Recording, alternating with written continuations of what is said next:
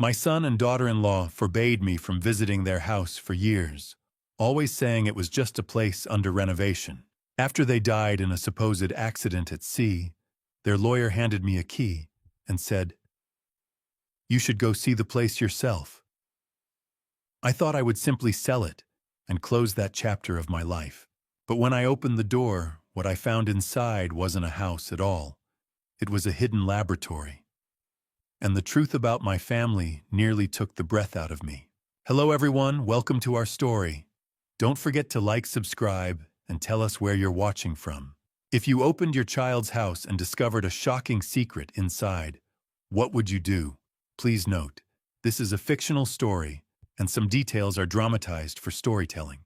The brass key felt unnaturally heavy in my palm, a cold weight that didn't just represent an inheritance but a secret my son and daughter-in-law took to a watery grave. I, Thane Garrison, a 66-year-old retired Coast Guard commander, with eyes that had seen too many storms and skin like weathered oak, sat in the silence of the law office as the attorney slid that heavy brass key across the desk. The room smelled of old paper and dust, a sterile environment for such a messy legacy. Across from me sat the estate attorney, a man whose name I had already forgotten, but whose fear was impossible to ignore. He was a professional used to the mundane details of death, yet he could not stop his hands from shaking as he delivered the final instructions from Silas and Rhea. He slid a slip of paper toward me containing GPS coordinates that made no sense. Silas and Rhea were adamant, Commander. He whispered, his voice cracking under the weight of the moment. You go alone. No Alara, no Leander. Just you. I frowned, the suspicion rising like a cold tide in my chest. Why the coordinates? My son's property was in the city, not the coast. I knew Silas had claimed that coastal land was worthless scrub, a tax write-off at best. The lawyer's eyes darted toward the door before he leaned in, revealing the true nature of this meeting. Silas and Rhea had left a dead man's switch instruction. The key was only to be delivered to me if I hadn't heard from my daughter Alara about the property's true nature within 6 months of my son and daughter-in-law's funeral. It had been exactly 6 months to the day. Would a man who hated the sea really buy a house perched on its very edge? Or was the ocean just a convenient place for him to disappear? That question haunted me as I walked out of the office and climbed into my old truck. The drive toward Bodega Bay was a gauntlet of gray. A dense, unnatural fog swallowed Highway 1, reducing the world to the salt spray on my windshield and the rhythmic whine of the truck engine. My son and daughter-in-law had been people of science, researchers who valued logic above all else. Yet they had lured me out here to a place where landmarks ceased to exist. The GPS led me off the main road and down a private, unmarked path, hidden behind a wall of twisted cypress trees. The branches reached out like skeletal fingers through the mist. The GPS chirped a final mocking command. You have reached your destination. But all I saw was a wall of gray. I pulled the truck to a stop before a massive iron gate. The muffled silence of the fog was absolute, pressing against my eardrums until the blood hammered in my temples. I stepped out of the cab, expecting to find a rusted relic of a gate, a testament to the worthless lot Silas had described.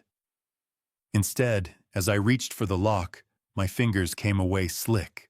The mechanism had been freshly oiled, the metal gleaming despite the damp air. I looked down at the gravel drive. There, preserved in the moist earth, were fresh tire tracks leading inside. I recognized those tire treads.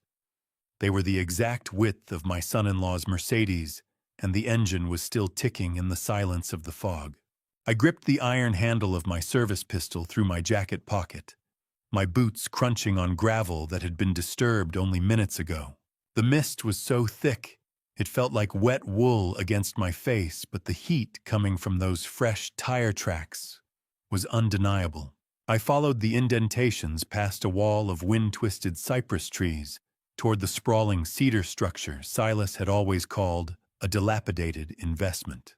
My eyes scanned for the glint of a luxury sedan, expecting to see Leander's car parked arrogantly at the front door, but the driveway was empty. It didn't make sense. The tracks I was certain belonged to my son-in-law's Mercedes ended abruptly in a square of concrete that looked too clean for this part of the coast. As I stepped onto the pad, I noticed the faint, oily seams of a hidden hydraulic lift. The car hadn't just left. It had been swallowed underground.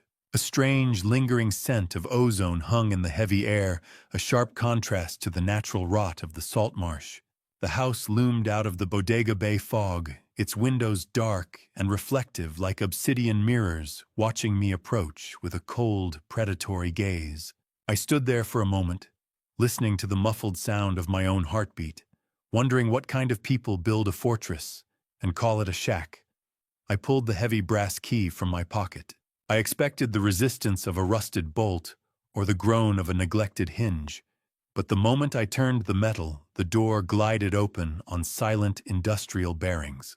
You have to understand, a house on this coast should smell like salt and rot. This place smelled like a surgical suite. The foyer was a jarring transition from the rugged Sonoma exterior. There was no sawdust from the supposed renovations Alara had mentioned, and no exposed beams waiting for a carpenter's touch. Instead, I found a hall paneled in tempered glass and white cedar pristine and smelling of high-grade hospital antiseptic and lemon oil. My boots felt heavy and filthy on the white floors. Silas, Rhea, what the hell were you two building out here? The question was a whisper that died instantly in the acoustic tiled ceiling. I moved deeper into the corridor, my hand still resting on the weapon in my pocket. The cold touch of tempered glass met my shoulder as I navigated a turn toward what should have been the kitchen. The silence in the hallway wasn't the silence of an empty house. It was the hum of a predator holding its breath. Every light was recessed, casting a shadowless glow that made the air feel thin, almost pressurized. I reached a digital security panel mounted by the kitchen entrance, its sleek black surface contrasting with the wood. There was no keypad, only a glowing glass plate designed for a biometric scan. My hand hovered over it, an instinctive rejection of the technology, but curiosity won over caution. I pressed my thumb against the glass, expecting a red rejection light and a siren. Instead, the screen flickered to life, displaying a line of text that sent a chill through my marrow. Emergency authorization, Commander Garrison. My thumbprint had been registered before Silas and Rhea died. The panel beeped green, and the entire wall of the library began to slide back, with the hiss of a pressurized seal revealing a world my son and daughter-in-law had died to keep in the dark. I stepped through the threshold, my hand instinctively going to the small of my back. But the sight before me didn't require a weapon, it required a miracle. The pressurized seal of the hidden library wall finished its hiss, leaving me standing in a state-of-the-art pediatric ward that gleamed with chrome and soft, recessed lighting. This wasn't a basement clinic. It was a billion-dollar fortress. 3 beds occupied the center of the room, each one a cocoon of advanced medical technology that looked far more sophisticated than anything I had seen in standard university hospitals. The air was thick with the sterile scent of ozone and antiseptic, a sharp tang that sat on my tongue like the metallic taste of adrenaline. As I walked deeper into the sanctuary of steel and glass, I noticed something that stopped me cold. One of the high-pressure ventilators humming beside the nearest bed bore a small etched brass seal from my own former Coast Guard unit.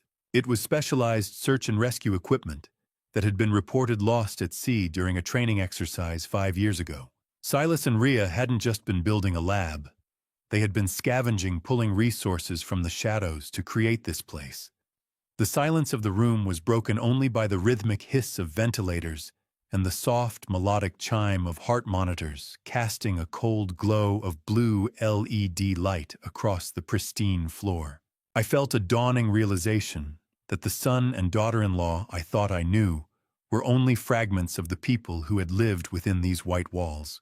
How many lives had been bought and sold within these white walls? While I was busy thinking my son had just become another cold-hearted city doctor, the soft hum of industrial air filtration seemed to mock my ignorance. Suddenly, a woman in a lab coat emerged from a side lab, her face a mask of exhausted ferocity. Dr. Leonie Sterling, 44, a bioinformatics researcher with gray-streaked hair pulled into a tight bun, emerged from the shadows of the lab with a look of desperate hope that quickly sharpened into a threat. She pointed a small security remote at me with the steady grip of someone holding a detonator. "Don't move," she commanded, her voice thin but sharp. "I've already alerted the silent alarm." "Who sent you?" "Was it Pharmacore?" I held my ground, keeping my hands visible but away from my weapon, my voice carrying the calm authority of decades on a quarterdeck. "I'm Thane Garrison. Silas was my son. Rhea was my daughter-in-law. And I think you're the reason they were looking over their shoulders for 3 years." Her defensive posture softened slightly at the mention of their names, her thumb easing off the button. She looked me up and down, searching for a family resemblance in the dim light. I could see the suspicion battling with her exhaustion. She lowered the remote slightly, but her eyes remained wary, tracking every move I made. This wasn't just about security. It was about survival. She stepped closer, the blue light of the monitors catching the lines of stress around her mouth.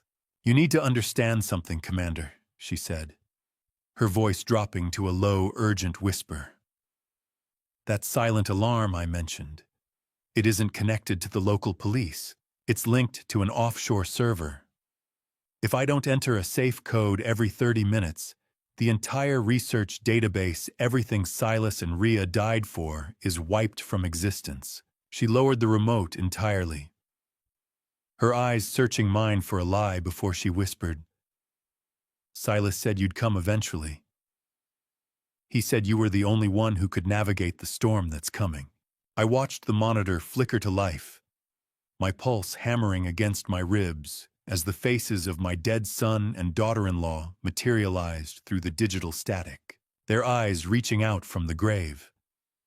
Dr. Sterling worked the console with a clinical speed that suggested she had played this footage 1,000 times. The blue light of the monitor reflected in my weathered eyes, making the deep lines of my face look like a map of a territory I no longer recognized. On the dusty television screen, Silas Garrison, a 41-year-old pediatric cardiologist, with a weary but warm smile, looked into the camera as if he knew he was recording his own eulogy. Beside him sat Rhea Garrison, 39, a forensic pathologist, with a gaze as sharp as a scalpel, her hand resting firmly on Silas's in a silent oath of solidarity. Silas took a breath, his voice steady despite the grainy digital texture of the recording. "Dad, if you're seeing this, the fog finally caught us. Don't look for us, look for the children."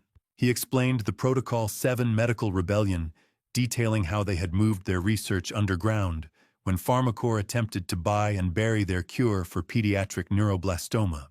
Rhea spoke, then her voice thick with the memory of our lost granddaughter Edith. "We aren't just doctors anymore, Thane.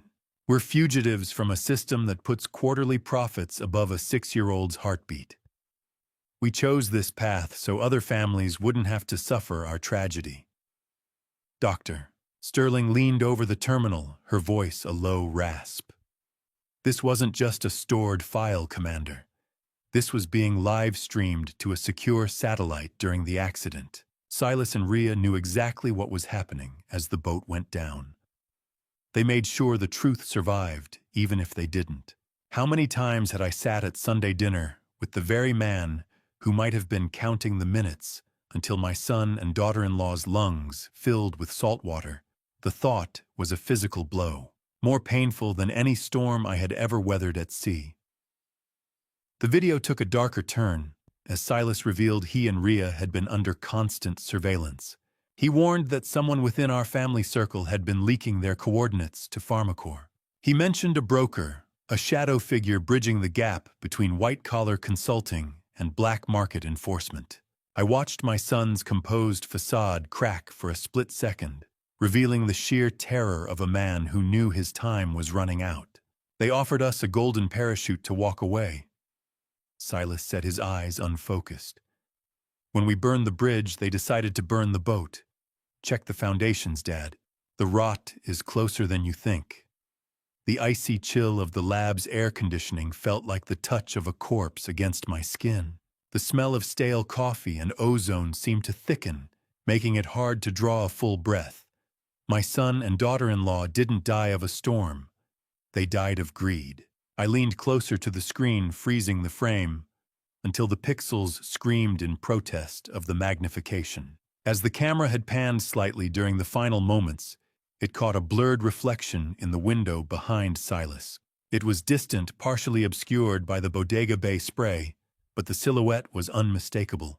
I recognized the distinct silver trim of a black powerboat, a frequent rental used by my son-in-law, Leander Mercer.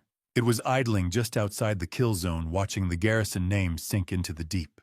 The rage was a cold, familiar anchor in my chest.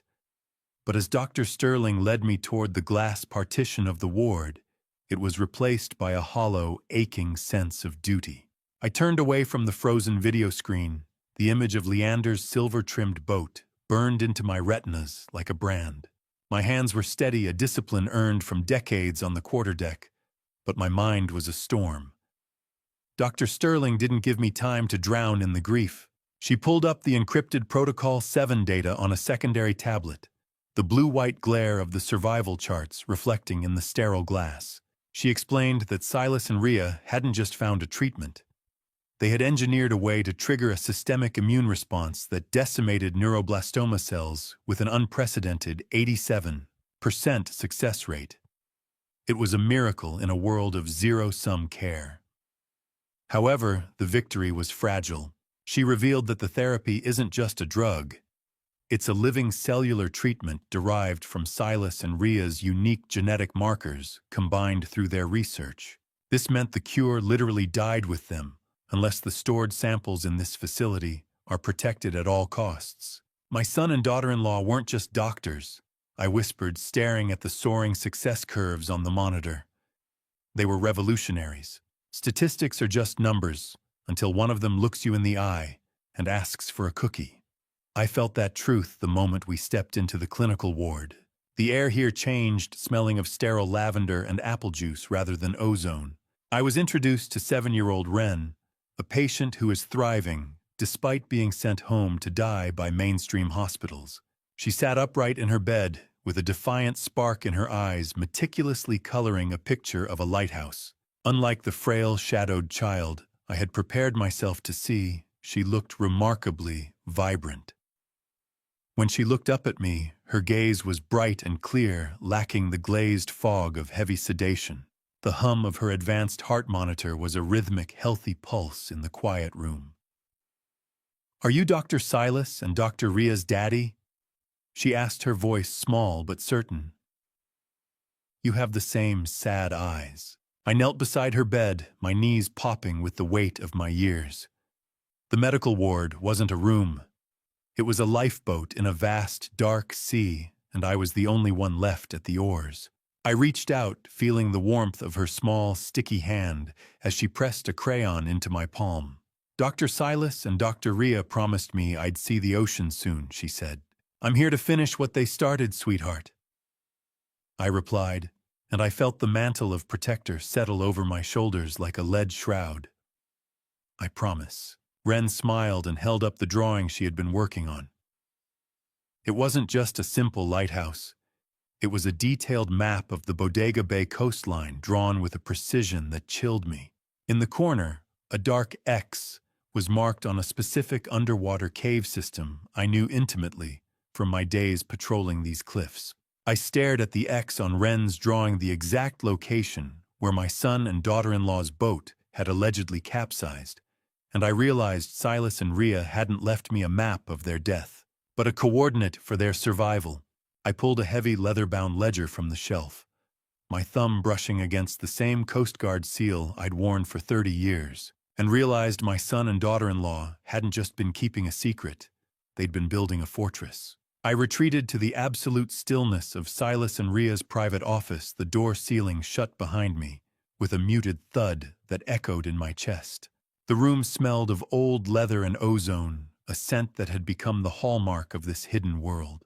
I sat at their mahogany desk and began a systematic audit of the facility's archives, my hands steady even as my mind reeled from the coordinate Wren had shared. I cross-referenced the physical patient logs with high-grade medication shipments stored on a bluish, glowing encrypted monitor.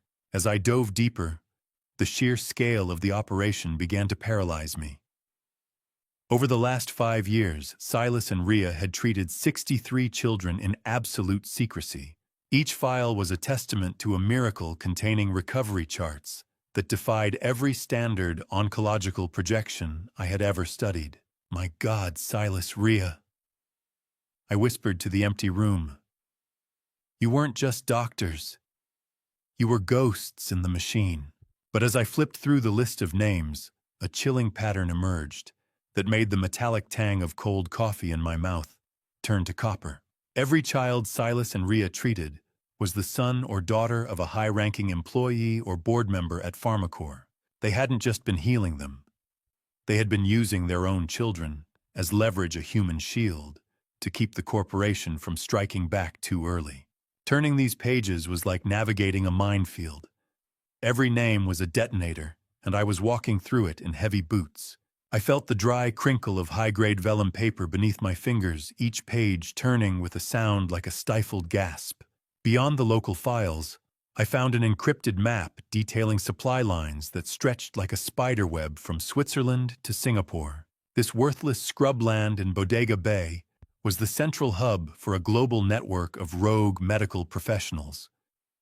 The scale was staggering, far beyond a simple family rebellion. This isn't a clinic. I realized the weight of the paper feeling like lead in my hands. It's a declaration of war. How do you protect a miracle when the entire world wants to profit from its death? The distant rhythmic crashing of waves against the bodega cliffs sounded like the drums of an approaching army. I was no longer just a grieving father. I was a commander in a war I hadn't known was being fought. I reached the very back of the ledger where the handwriting became more hurried, more frantic. I found a payroll entry for logistics and security made out to a shell company I didn't recognize at first. But as I cross-referenced the tax ID, my blood turned to ice. It was the same shell company Leander Mercer uses for his offshore accounts, the one he thinks I don't know about. I stared at Leander's signature on the security payroll and felt the cold realization that my son-in-law hadn't just stumbled onto this property. He had been part of the security detail since the very beginning. A fox paid to guard the henhouse while he mapped out the kill. I closed the heavy ledger and sat on the porch at dawn, the metal key still heavy in my pocket.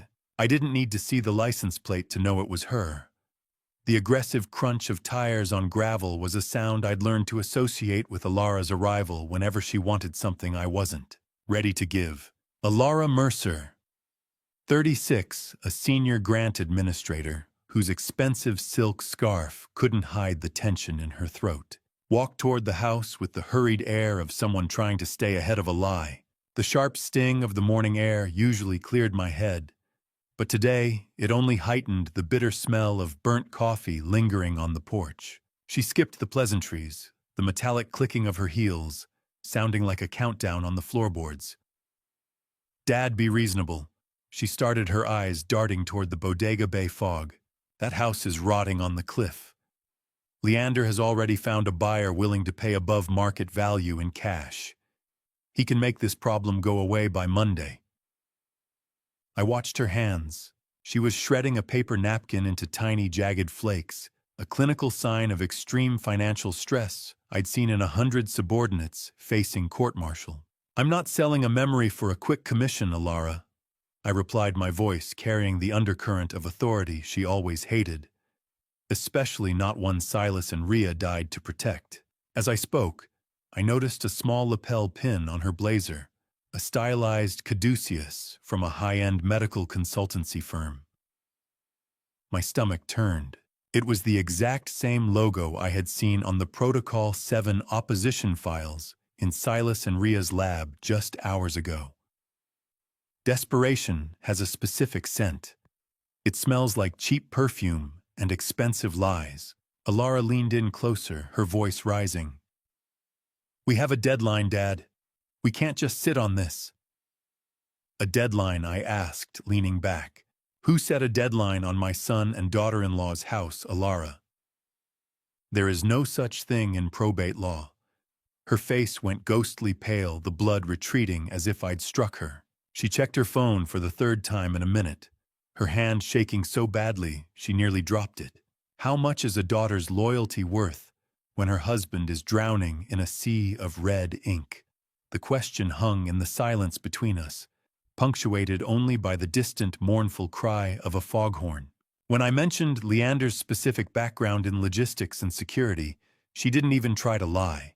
She simply fumbled for her keys, her movements erratic and panicked. "It doesn't matter," she snapped, already backing away. "Just think about it. For the sake of this family, Dad. Please." She fled to her car, the engine roaring to life with a desperate whine. I stood there watching the red glow of her taillights vanish into the mist. I reached under the small wicker table where she'd been leaning and felt something out of place. My fingers brushed against the cold, plastic texture of a hidden recording bug. I pulled it free, a tiny high-frequency device that proved she wasn't just here to talk. She was there to gather evidence of my instability, to justify a forced sale. I held the tiny black bug in the palm of my hand and looked toward the Bodega Bay fog, knowing the vultures weren't just circling, they had already landed. I spread the autopsy photos and the maritime logs across my desk, my eyes scanning the data with the practiced precision of a man who had spent 30 years pulling bodies from the wreckage of accidents that weren't accidents at all. The study was thick with the smell of stale toner and old paper, a scent that usually grounded me, but today it felt like the dry breath of a tomb. My attention was fixed on the official Coast Guard accident report from the day Silas and Ria died. I cross-referenced the reported wave heights and wind speeds with the specific keel design of my son's 34-foot Catalina. The logs claimed a sudden squall had overwhelmed the vessel, yet the data told a different story. A 12-knot gust doesn't flip a boat of that class, Silas Ria. I whispered, my analytical focus sharpening into a cold, hard fury. "Not with the ballast you were carrying." I knew that boat. I'd helped them rig it. As I dug into the signature on the initial clear report, I found a name that made the metallic tang of blood rise in the back of my throat: Ensign Miller. He was a junior officer I had personally discharged for taking bribes from commercial trawlers years ago. Seeing his name on the sign-off was a confession in itself. He was exactly the kind of low-life Leander Mercer would have on a permanent payroll to make inconvenient truths disappear. The ocean never lies. People do. I moved from the logs to the high-resolution forensic photos of the bodies. The grainy, pixelated texture of the images on my screen blurred for a moment as I fought back a wave of grief, but I forced my eyes to stay open. I ignored the water damage and the pale, bloated skin, focusing instead on the deep, circumferential bruising around their wrists and ankles. The medical examiner had labeled these as impact trauma from hitting the rigging during the capsize, but I'd seen enough maritime violence to know better. Rigging doesn't leave clean, perfect circles, you lying bastards. These were the specific tension marks left by heavy-duty nylon zip ties. You tied them to their own ship before the hull ever touched the water. How many other accidents had Pharmacorp paid for to keep their billion-dollar chemo monopoly afloat? The question hammered in my head, alongside the low hum of the desktop computer. I checked the GPS log again and found a massive discrepancy. The boat had been scuttled in a deep-water trench where the wreckage was never intended to be found. The plan was for them to vanish into the silt, but a local current shift, one that only a seasoned navigator would have anticipated, had pushed the bodies toward the shore 3 days later than the killers had planned. Their own hubris had left me the evidence I needed. I leaned back, my hand trembling slightly, as I reached for a magnifying glass. I looked back at the photo of my son's wrist, then at the grainy surveillance photo of the rental boat Leander had taken out from the marina that same day. I zoomed in on the deck of the powerboat, and there it was, sitting in a messy coil near the transom. It was a length of the exact same blue-flecked nylon rope that had left the signature on Silas and Ria's skin. The vultures hadn't just landed. They had left their calling card in the very rigging of the murder. I didn't wait for the bell above the door to stop chiming before I locked eyes with the pharmacist, my hand heavy in my pocket on the folder of autopsy reports that proved he'd been sending my son more than just vitamins. The clinical powdery smell of the pharmacy was a thin veil over the rot I was starting to uncover in this town. Miller, the town's local pharmacist with nervous eyes and hands stained yellow from chemicals, stood behind the counter like a man waiting for a sentencing. The squeak of my boots on the linoleum sounded like a jury's verdict in the absolute silence of the shop. I didn't bother with a greeting. I laid out a list of high-grade oncology compounds I'd found in Silas's lab and watched Miller's face go the color of chalk. Silas was a good man. Thane, he stammered, his yellowed fingers twitching against the register. I was just helping the kids. We both knew he was lying. Good men don't ask you to cook the books, Miller, I said, my voice dropping into the low, disciplined frequency of a commander's interrogation. They don't have to. I watched his composure dissolve. His breathing became shallow, and he started to sweat, the moisture beading on his forehead, despite the air conditioning. He knew exactly what I was holding evidence that his license and his freedom were now on my desk. Miller looked at the door, then signaled for me to follow him into the back office. The shift was sudden, a transition from public denial to private desperation. He revealed that Silas wasn't just buying medicine.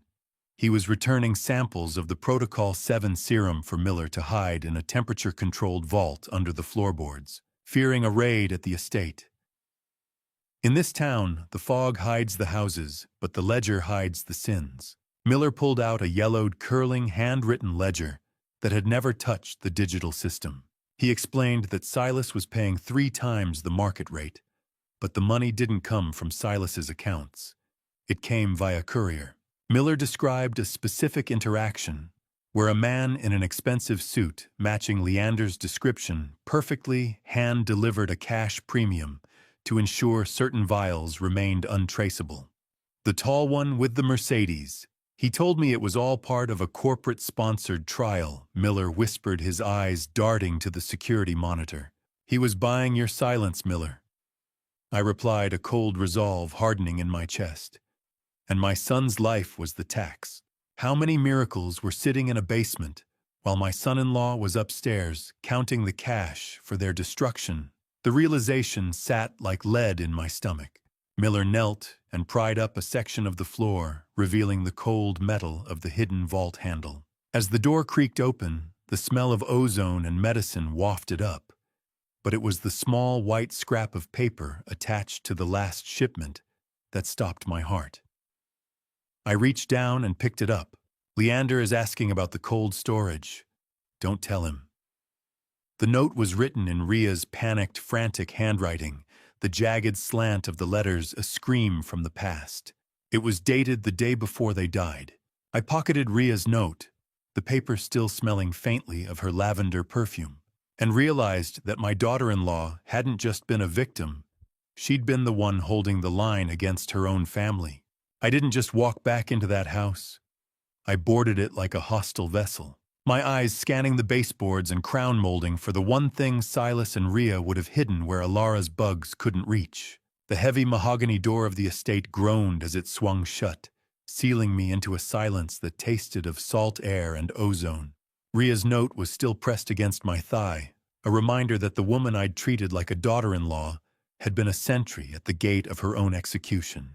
I felt a grim determination settling over me, the kind of icy focus that usually preceded a boarding action in the middle of a gale. I pulled a vibrating signal detector from my kit, a piece of hardware I'd kept from my final tour in the Coast Guard, and began a tactical sweep of the library. I ignored the high-tech gleam of the pediatric ward, focusing instead on the structural dead zones where electrical interference spiked.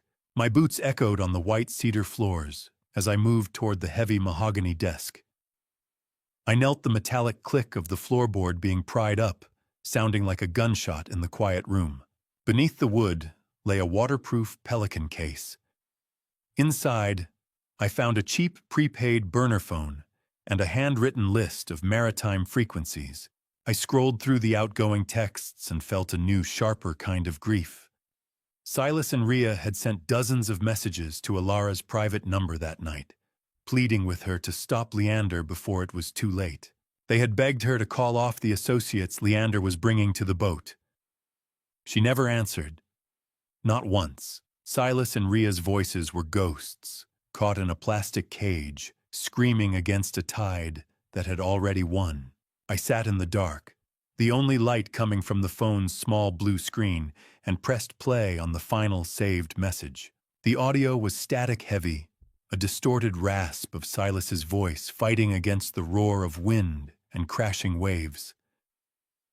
Dad, if you find this, we tried to warn you. Leander isn't just a gambler. He's the cleaner. He's been selling our locations for months. The sound of a struggle erupted in the background, the heavy thud of boots on a deck and the hiss of salt spray. I can hear them coming up the ladder. Silas whispered, his voice cracking with a visceral horror. Tell Alara. Tell her I'm sorry I couldn't save her from him. How does a father listen to his son and daughter-in-law's last breath and still call himself a protector, the absolute? Suffocating silence of the library after the recording ended was worse than the sound of the fight. I sat there paralyzed, the phone vibrating with a residual electronic hum in my palm. The voicemail didn't end with silence, though. As I played the last few seconds again, I heard the distinct electronic chirp of the same high-frequency bug I'd found on my own porch. The killers hadn't just murdered my son and daughter-in-law. They had recorded the entire act as a proof of performance for Pharmacore, a digital receipt for a job well done. I closed my eyes, the darkness of the room matching the darkness in my soul. But then beneath the sounds of the struggle and the mechanical chirp on the tape, a third voice spoke. It was a low, clinical murmur that didn't belong to Silas or Leander, a voice that whispered a name that made my blood turn to slush. The marina at 2 a.m. was a cemetery of masts and creaking wood, the kind of place where secrets are drowned in the tide. But I wasn't there to mourn, I was there to dig up a ghost. The cold, damp air of the coast clung to my jacket. As I navigated the slippery docks, the smell of diesel fuel and rotting kelp thick enough to coat my throat. My mind was still reeling from the audio I'd recovered from the burner phone. That third voice, the one whispering commands over the sound of the ocean, hadn't belonged to some corporate hitman. It was the same dry, precise tone of the attorney who had handed me the brass key in Sacramento. The legal inheritance hadn't been an act of my son's foresight. It had been a baited hook, a setup to watch me walk right into their surveillance net. I reached the security shack, the rhythmic slapping of water against the mossy pilings sounding like a slow, steady heartbeat. Elias, a weathered dockhand, with hands like cracked leather and eyes heavy with a debt he could never repay, led me into the flickering light of the security shed. He looked older than he was a man ground down by life until Silas had stepped in to save his boy. Your son is breathing because of Silas Elias. I said, my voice carrying the weight of a debt that didn't need naming.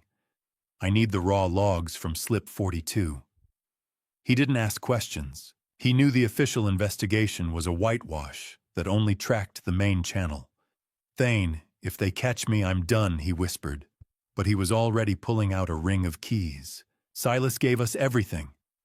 Follow me. We moved into the cramped server room, the low-frequency hum of cooling fans filling the air. Cameras don't have a conscience. They just have a memory. I sat before the grainy, green-tinted flicker of the infrared monitor, my eyes narrowing, as I pulled up the footage from the night of the storm. I watched Silas's sailboat glide out of the harbor, a small white ghost in a world of shadows. 10 minutes later, a low-profile, blacked-out powerboat detached itself from a private slip. It moved with a predatory grace, carrying no running lights, and sitting deep in the water, the mark of a reinforced hull built for a high-speed intercept in a rolling swell. The black boat on the screen moved like a parasite latched onto the wake of my son's life. I watched the clock on the screen crawl forward, my pulse thudding in my ears. 3 hours passed in a digital blur until the shadow vessel returned to the pier. My hand froze on the playback dial. As the boat nudged against the dock, the infrared camera caught a clear, high-contrast shot of the driver removing a tactical mask. It was Leander, just as I'd suspected, but he wasn't alone. I watched as Alara stepped onto the pier behind him. She wasn't weeping. She wasn't the grieving widow she'd pretended to be for 6 months. She was carrying Silas's encrypted laptop, clutching it to her chest, like a trophy won in blood. I froze the frame on Alara's face as she stepped onto the pier, her expression not one of grief, but of cold, calculated victory, as she handed my son's life's work to the man who had just killed him. The betrayal was absolute, a perfect circle of rot that started at my own dinner table. I slid the encrypted drive into my pocket, the plastic edge biting into my thigh, like a reminder that I was no longer just a grieving father, I was a walking crime scene. I moved quickly through the marina parking lot, the rhythmic distant ticking of a wall clock in the guard shack, echoing the frantic pace of my thoughts. Once inside my truck, the smell of ozone and motor oil from the garage clung to my clothes, a tactile ghost of the investigation. I powered up my laptop, the blue-white glare of the screen washing over my face in the darkness. I needed to verify the ghost that had rented that black powerboat. I used the truck's secure satellite link to cross-reference the alias David Morrison found on the marina rental receipt. It didn't take long for the cold truth to surface. The identity was a patchwork of stolen data built using the social security number of a deceased Coast Guard veteran who had served under me 2 decades ago. My pulse hammered in my temples. You used one of my own men to kill my son Leander. You didn't just cross a line, you burned it. He'd been mining my personal service records, desecrating the memory of the dead to create untraceable shell personas. As the decryption software finished its work on the marina files, a secondary notification pinged. The data revealed an active GPS signal from Silas's laptop, the one I had just watched Alara carry off the pier. The tracker showed it was currently powered on the signal localized inside Alara and Leander's master bedroom. The morning sun wasn't a sign of hope. It was a spotlight hitting the wreckage of my family. Seeing that ping felt like a physical violation. I sat there in the cab, the cold, damp fog pressing against the windows, as I watched that little green dot pulse on the map. My daughter didn't just ignore the texts. She sold the phone. She sat in her house with the spoils of a murder, while I was left to sift through the ashes. I drove back home as the sun began to bleed through the gray Bodega Bay mist. I didn't go to the kitchen for coffee. I went straight to my basement study. I retreated to the far corner and opened a heavy fireproof safe hidden behind a false workbench.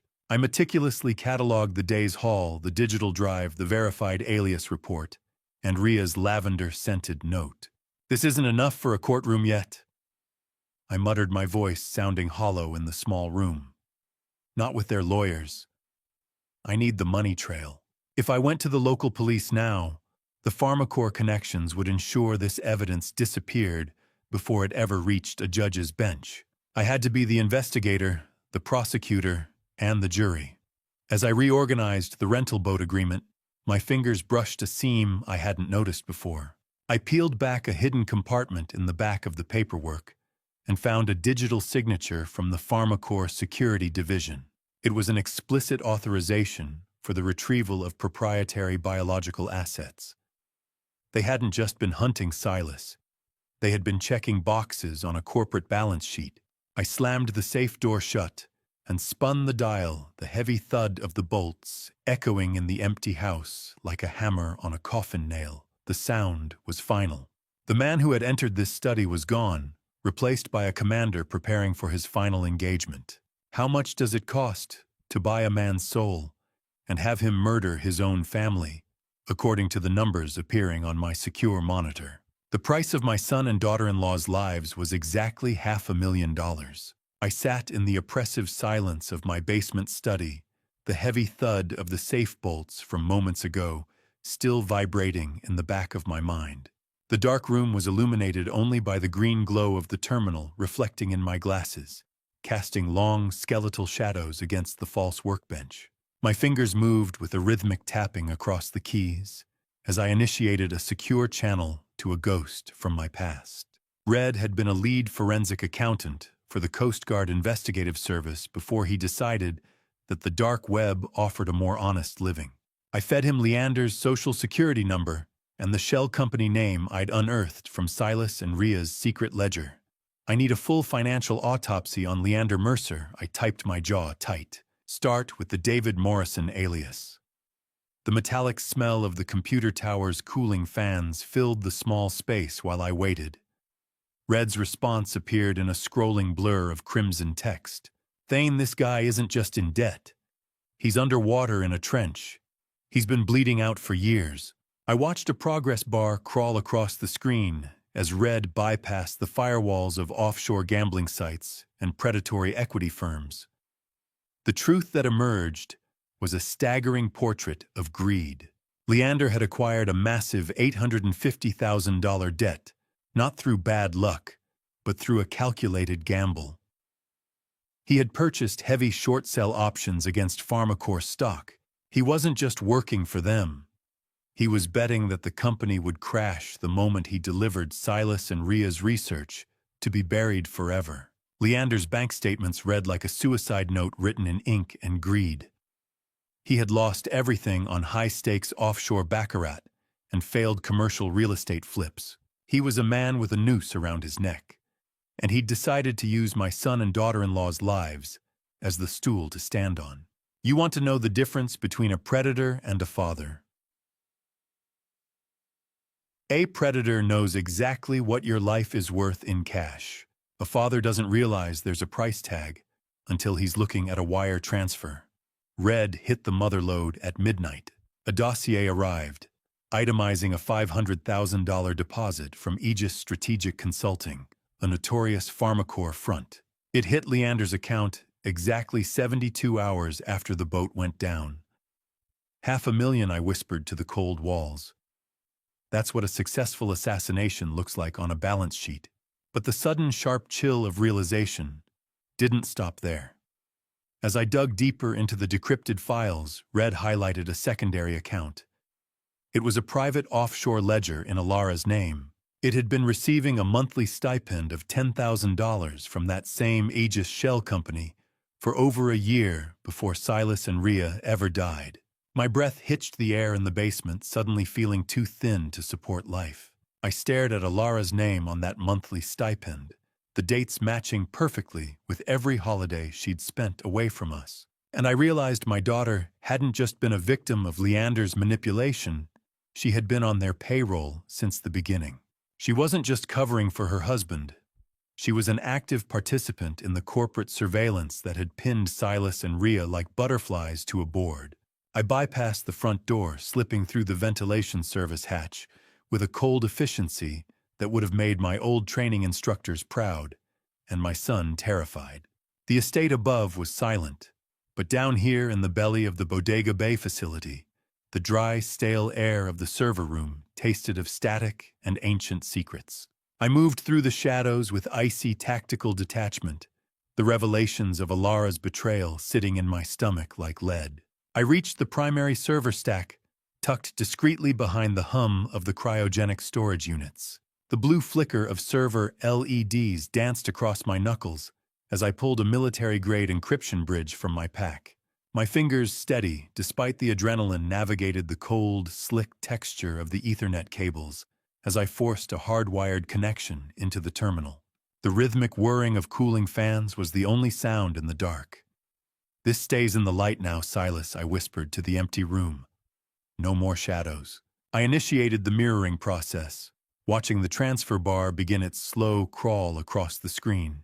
Every gigabyte of Protocol 7 data moved to the decentralized cloud was a nail in PharmaCore's corporate coffin.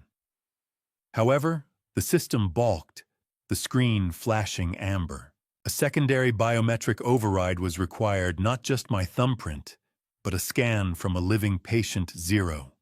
I stared at the prompt, realizing Silas had tied the very survival of his research to Ren. The server room breathed with a low electric growl, the heartbeat of a secret that had already cost too many lives.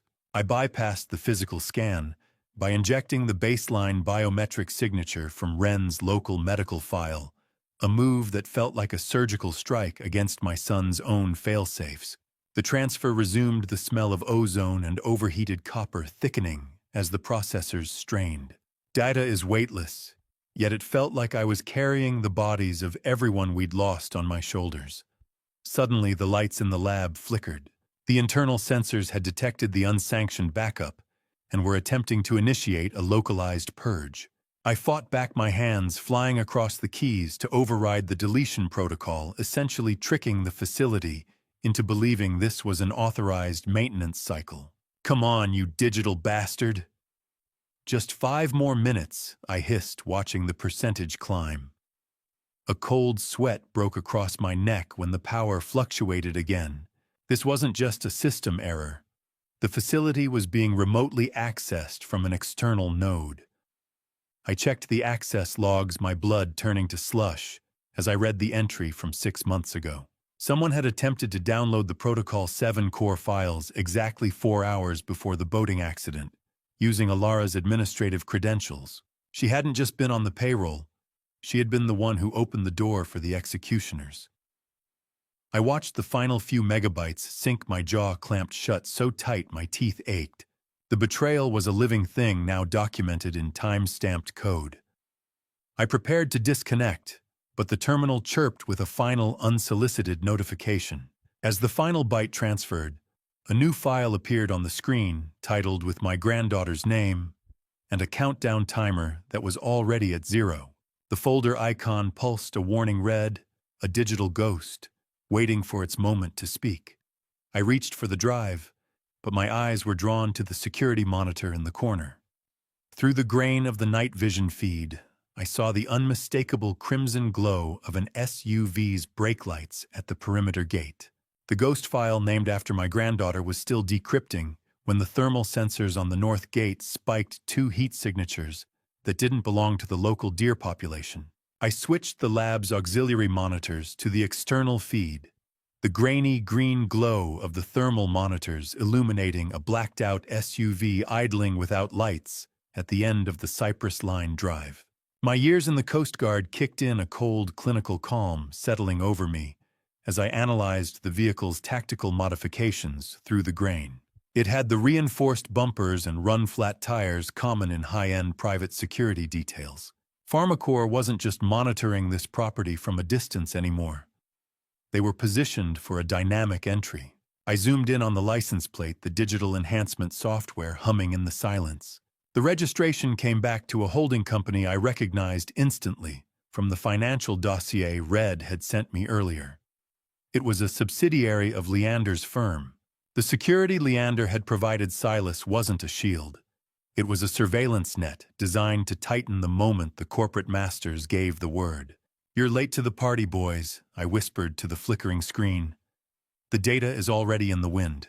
A black SUV in a white fog is a shadow with teeth, and I knew exactly how sharp those teeth could be." I initiated a localized dark mode for the facility's exterior, cutting the perimeter lights to bleed the landscape into a uniform gray that would baffle their night vision. I packed the encrypted bridge and Ria's original notes into my jacket, the weight of the drive feeling like a live grenade against my ribs. I had to move. I watched the monitor one last time as a man in a tactical headset stepped out of the vehicle, his red dot laser sight sweeping the cypress trees as he moved to inspect the gate lock I'd recently oiled. How many times had Leander sat at my table while his associates were outside mapping the path to my son's murder? The thought was a physical weight, but I pushed it aside, choosing tactical focus over the luxury of rage. I retreated toward the back of the lab, entering a narrow, damp drainage tunnel that Silas had meticulously mapped out as an emergency exfiltration route. The claustrophobic smell of wet concrete and old earth pressed in on me as I moved, the only sound, the rhythmic thud of waves against the cliffs outside. My boots made no sound on the slime-slicked floor. I crawled through the darkness, the air getting colder and saltier, until the tunnel opened onto a narrow ledge above the surf. The cold bite of sea spray hit my face like a slap. I climbed down to the beach, the sand sucking at my boots in the dark. I scanned the shoreline expecting to be alone with the tide, but then I stopped. There, illuminated by the faint moon, was a fresh set of footprints leading away from the water and straight toward the tunnel entrance I had just exited. They were small, distinct, and fresh. My heart hammered against my ribs as I looked at the footprints in the wet sand, then back at the house, and realized the call wasn't just coming from inside the family, it was coming from inside the building. Someone else had breached the perimeter before I ever arrived, and they were still in there, with the ghosts of my family. The world came back to me in jagged, nauseating shards, the smell of stale urine, the bite of a San Francisco wind, and the terrifying realization that I couldn't remember my own middle name. I lay on the cold, damp wood of a park bench, the spinning neon lights of Union Square blurring into a chaotic mess of electric violet and sickly yellow. My motor skills failed as I tried to push myself upright, my limbs feeling like leaden weights attached to a mind that was half submerged in a chemical swamp. The metallic, bitter taste of a sedative sat heavy on the back of my tongue. I reached up to rub my neck, my fingers brushing against a small circular bruise, not a mark from a struggle, but the telltale site where a medical-grade sedative patch had been applied while I was unconscious. I had been professionally handled, moved like cargo from the Bodega Bay shoreline to the heart of the city while the world slept. I fumbled for my pockets, finding them hollow. My wallet and phone had been stripped away with clinical precision. However, as I slid my hand along the inner seam of my trousers, I felt the hard, rectangular edge of the encrypted drive still taped to my inner thigh. It was the one place the kidnappers hadn't checked a small mercy in a morning of horrors. I tried to focus on a landmark, but the street signs were a smear of white ink. "Focus, Commander." I whispered the words, sounding like dry gravel in my throat. Horizon heading depth. Focus.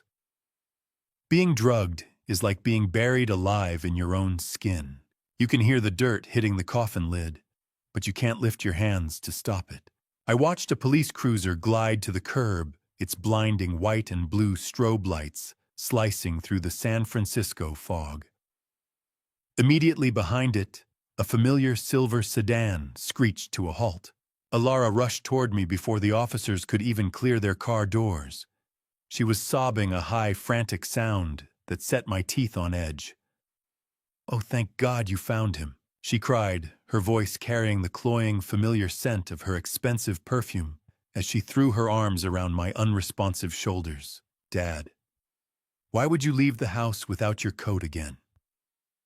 Why would you come all the way here?" I tried to push her away to tell the officers about the beach, the SUV, and the chemical patch on my neck, but my tongue felt like a piece of dead meat. I wasn't. She's lying. The water. I slurred the sounds coming out as a rhythmic, nonsensical groan. Alara turned to the officers, pulling a thick medical file from her bag. "I'm so sorry," she told them, her eyes brimming with a practiced, heartbreaking sorrow. "He has early onset dementia. We've been trying to keep him at home, but he's been prone to wandering, especially since my brother died. He gets confused about the Coast Guard. How do you fight a lie when the liar is wearing your own daughter's face?" The officers nodded in quiet sympathy, their posture softening from suspicious to pitying. They didn't see a decorated commander. They saw a broken old man who had lost his way in the fog. Alara led me to her car with a maternal tenderness that made me want to scream. As she buckled my seatbelt, she leaned in close, the mask of the grieving daughter vanishing for a split second. "The police aren't just here to help Dad," she whispered in my ear. I've already filed the first safety concern report with the medical board. It's over. Let's get you to a nice, quiet room where you can't hurt anyone else. I shuffled through my front door with the exaggerated, shaky gait of a man who'd lost his grip on reality, but behind the mask of senility. My mind was mapping every blind spot in the house, like a sniper prepping a nest. Alara was right behind me, her hand firm on my elbow, guiding me as if I were a piece of fragile porcelain. I let her lead me into the kitchen, keeping my head bowed and my gaze unfocused. Once she had me settled in a chair, she began to move around the room with a clinical efficiency, her face a mask of practiced concern. "I just can't remember where I put my glasses, Alara," I muttered, making sure to slur the edges of the words. "It's all so fuzzy." She patted my hand, the cloying scent of her perfume clashing with the bitter chemical smell of the toxin reagent I'd hidden in my palm. "Don't worry, Dad," she said softly. "I'm here now. I'll handle everything. Just drink your water." She poured a glass from my open bottle on the counter and set it before me. I waited until she retreated to the living room to make a phone call. Then I pulled a clandestine detection kit from under my sleeve. I tested the water and the residue in the coffee machine. The strip turned a deep, bruised purple, a high-affinity benzodiazepine derivative. It was a professional extractor's tool, designed to induce amnesia and disorientation without leaving a trace in a standard toxicology screen. My blood turned to ice when I checked my daily pill organizer. Alara had already replaced my heart medication with inert placebos. She wasn't just waiting for me to fade. She was actively dismantling my physiology to ensure my mental decline was permanent. A home is a sanctuary until the person holding the key wants you dead. I spent the next few hours under the guise of cleaning up, moving with a sluggishness that masked my tactical precision. I began installing the micro-aperture high-definition cameras I'd acquired under a shell name weeks ago. I hid them in the smoke detectors, the air vents, and within the spine of a hollowed-out book on the shelf. The tiny, needle-sharp lenses were invisible to the naked eye, creating a 360-degree surveillance net. I routed the data through an old Coast Guard satellite bounce to bypass the home IP address, the high-pitched whine of the encryption bridge, a comforting song of resistance in the silent house. How many accidents start with a glass of water and a daughter's worried smile? I moved to the foyer to set the final sensor, looking through the curtains at the street outside. 2 blocks down, a black SUV sat idling its windows dark. The vultures from Bodega Bay had followed their prey to the city. I returned to the basement, the cool, dry air helping to steady my breathing as I powered up my tablet. "You think I'm the one who's blind, Alara?" I whispered, as the screen flickered to life. "But I've never seen more clearly." The grainy, blue-tinted light of the monitor showed the house in stark detail. I watched the first live feed catch Alara in the living room. She was no longer crying or acting the part of the devoted daughter. She looked sharp, cold, and utterly detached as she pulled a burner phone from her purse. I watched her lips move, mouthed with a terrifying clarity. "Tonight." My heart hammered against my ribs like a trapped bird. The trap was set, and the bait was finally watching the hunters. I lay in the dark, my heart a heavy rhythmic drum against the mattress, waiting for my own daughter to walk through the door and try to kill me. The house was a tomb of silence, or so Alara believed, as she used her emergency key to bypass the deadbolt at 1 a.m. I didn't reach for my service weapon. Instead, I reached for my phone, watching the eerie green and black flicker of the night vision feed from the kitchen camera. Alara moved with a practiced, haunting silence, her face illuminated by the cold blue glow of her own smartphone. I watched her reach for the stove. With the clinical detachment of a scientist, she meticulously turned each gas knob, ensuring the pilot lights were extinguished first so that the sudden, sharp hiss of gas escaping the burners remained uncombusted. She paused for a moment, her ghostly silhouette looking toward my bedroom door, and I felt a soul-crushing betrayal that no storm at sea could ever rival. I soon realized the message I had intercepted earlier wasn't just about the stove. As I monitored the exterior cameras, I saw that the external vents of my house had been taped shut from the outside. They were turning my home into a literal gas chamber. Gas is a patient killer. It doesn't need to strike. It just needs to exist. It fills the lungs like a silent tide rising until there is no room left for the soul. I waited perfectly still as the sharp, rotten egg smell of natural gas began to seep under my bedroom door, thick and suffocating. I heard Alara's car pull away, the gravel crunching beneath her tires like the closing of a casket.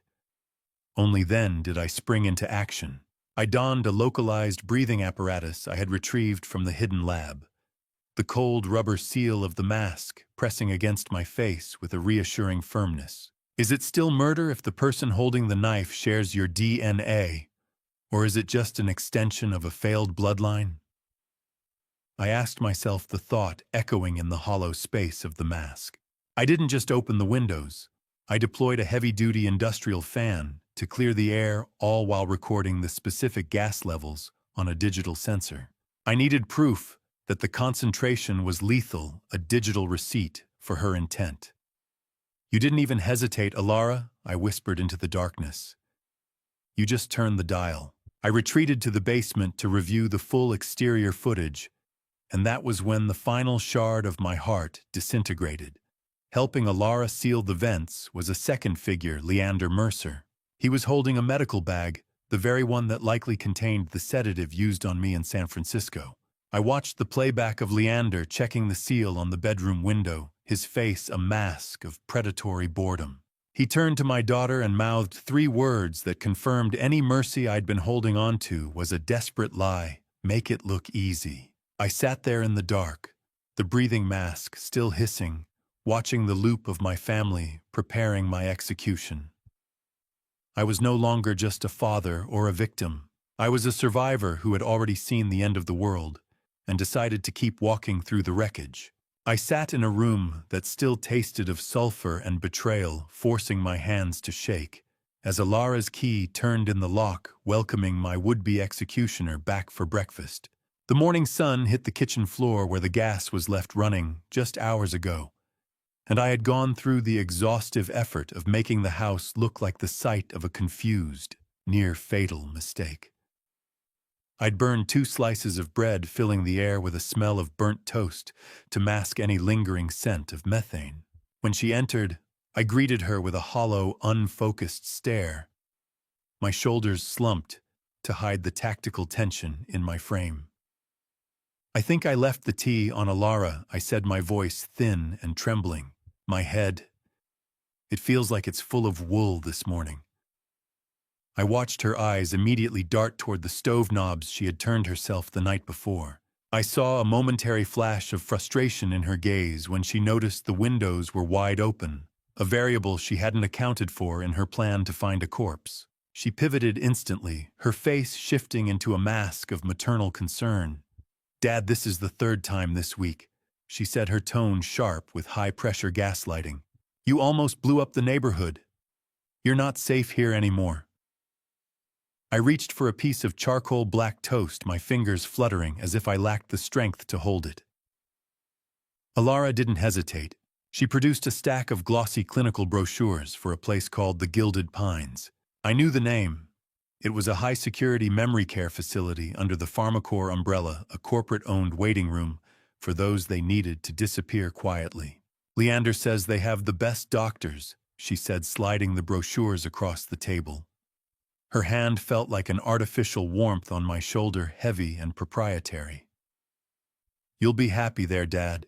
No more accidents." I looked down at the pictures of smiling seniors and manicured lawns, realizing the pen she was handing me was unusually heavy. It was a cold, metallic weight that felt out of place. My son's research into biometric security flashed in my mind. The pen was a scanner designed to capture my signature and fingerprint simultaneously for an immediate, irrevocable transfer of power of attorney. A daughter's kiss on the cheek can be more lethal than a bullet if her heart is made of ice. She leaned in closer, the rhythmic ticking of the kitchen clock, measuring the final seconds of my supposed freedom. How many times had I taught her to be brave, only for her to use that courage to bury her own father. "If you think it's best, honey," I whispered, projecting a broken, frightened submission. "I just want to stop being so confused." I took the pen and began to sign the voluntary commitment papers. I moved the nib across the page with slow, deliberate precision. I wasn't signing my life away. I was writing in a maritime distress script, a subtle, coded variation of my signature that my bank and my personal lawyer were specifically trained to recognize as an authorized signal of coercion. She took the signed papers with a triumphant smile, unaware that the ink on that page was the first step in the legal noose I was tightening around her neck. She stood up, already tucking the documents into her bag, as if she were checking off a task on a corporate spreadsheet. "We'll get you packed soon," she said, her voice bright with victory. The doorbell didn't just ring. It sounded like a depth charge exploding in the quiet of my hallway, announcing that the legal war for my soul had officially begun. I stood in the foyer, forcing my posture to sag, letting the weight of the previous night's staged trauma show in the lines of my face. When I opened the door, the morning air felt heavy, carrying the low, distant rumble of a city bus passing by. A man in a cheap windbreaker stood there, thrusting a thick envelope toward my chest. I felt the dry, paper-cut sting on my thumb as I took the petition. The sharp, clinical smell of fresh toner on the legal papers wafted up a scent that usually meant order, but now smelled of a meticulously planned execution. I scanned the first page, a formal petition for emergency guardianship and an immediate asset freeze. I looked at the man, making sure to let my hand tremble. "I don't understand," I whispered, my voice cracked and small. "Why would my daughter do this?" The man didn't look like a professional process server. His eyes were hard, scanning my hallway for valuables, and his knuckles were scarred. I recognized the type, a low-level enforcer for the same debt collection group Leander owed money to Scent, to intimidate me under the guise of legal service. "Just the messenger, sir," he grunted, already turning back to his car. "You have a hearing in 72 hours. The heavy, ominous thud of the front door closing behind him punctuated the start of my countdown. I retreated to my study and locked the door. Paper is the only weapon that can kill a man without drawing a single drop of blood. I read through the affidavits signed by Alara and a neutral medical evaluator. They'd used the drugged park bench incident and the staged gas leak as primary evidence of my rapid cognitive decline. It was a perfect trap, built on the very crimes they had committed against me. My mind was already dissecting the legal loopholes as I turned to the computer. The blue-white glare of the screen in the darkened study was the only light as I began to trace the independent medical board complaint that had triggered the state's interest. I reached out to my old Coast Guard contacts, bypassing the surface-level bureaucracy. The digital origin of the complaint led straight to a terminal inside the executive wing of City Hospital. How many lives had Gregory Vance traded for that corner office and a seat on the board of a killer? I found the records I needed. Vance had received over $3 million in consulting fees from PharmaCore shell companies over the last fiscal year. "So you're the one who signed my son's death warrant for a bigger bonus, Vance," I muttered, my heart hardening into a cold, predatory focus. I looked closer at the hospital's organizational chart. The final piece of the puzzle clicked into place with a sickening sense of symmetry. Gregory Vance was actually the biological father of the attorney who had handed me the keys to the Bodega Bay estate. The circle of betrayal was complete, stretching from the legal system to the medical board. I looked at the photo of Vance on the screen and realized he wasn't just a corrupt executive. He was the one who had authorized the logistics and security payments to Leander's shell company 6 months before Silas died. They hadn't just murdered my son. They had commoditized the aftermath. The rain hammered against my windshield, like a barrage of small arms fire, a fitting rhythm for the clandestine meeting that would either cement my son's legacy or bury us both in an unmarked grave. I drove through the deluge, navigating the skeletal neon-lit streets of the Mission District until I found the derelict alley Agent Thorne had designated. I pulled up behind a black, surveillance-proof SUV that sat idling like a predator in the tall grass. The rhythmic drumming of rain on the roof was a lonely sound, but as I stepped into the back seat of Thorne's vehicle, the world sharpened into focus. Agent Thorne, a former Coast Guard subordinate now carrying the weary authority of an FBI field lead, sat in the driver's seat with his eyes fixed on the rearview mirror. The air was thick with the scent of damp wool and cold tobacco. In the seat beside me sat the whistleblower, a hollowed-out shell of a man in a rain-soaked parka, his hands buried in his sleeves.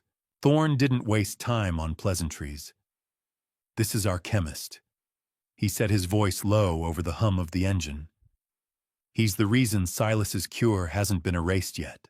The chemist trembled, fumbling with a cheap lighter that flickered orange against his pale skin. "I didn't sign up to be a chemist for a cartel commander," he whispered. He handed me an encrypted drive, his fingers slick with sweat. He revealed that the third voice I'd heard on Silas's final voicemail didn't belong to a hired gun, but to Gregory Vance's chief of staff. It was the proof we needed. The hospital board wasn't just complicit. They were physically present at the scene of the murder. Rain doesn't wash away sins in this city. It just makes them harder to see. Thorne watched the blue light of the laptop reflect off his glasses as he began to cross-reference the chemist's data with Leander Mercer's offshore transactions.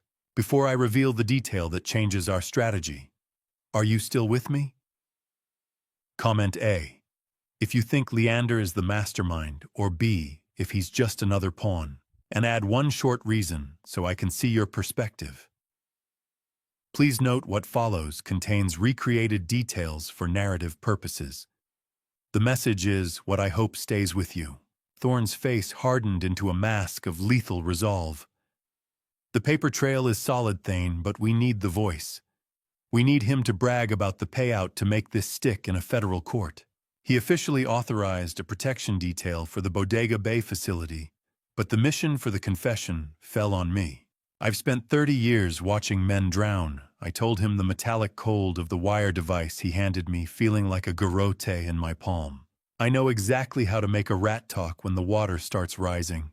Thorne's SUV was a tiny bubble of justice floating in a sea of corporate corruption, and for the first time since the funeral, I felt the tide starting to turn. As the whistleblower finally pushed back his hood to wipe the rain from his eyes, I froze. The man sitting across from me was the same journalist I had caught photographing my house weeks ago. He hadn't been a threat. He'd been a mole trying to find a way out before the ceiling collapsed.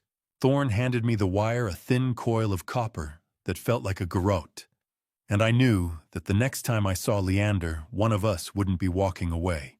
The safe house smelled of burnt coffee and high-end server racks, a sterile tomb where Thorne began peeling back the layers of a corporate execution plan that read more like a declaration of war than a business strategy.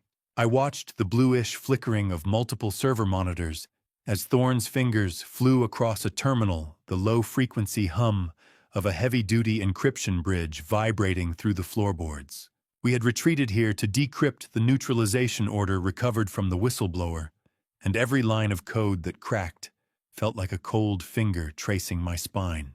Thorne finally bypassed the last firewall, revealing a memo titled Operation Ghost Tide.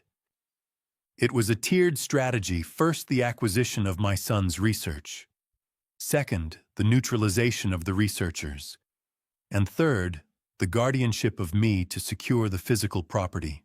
I stared at the screen, my blood turning to slush. The neutralization order even included a contingency for me.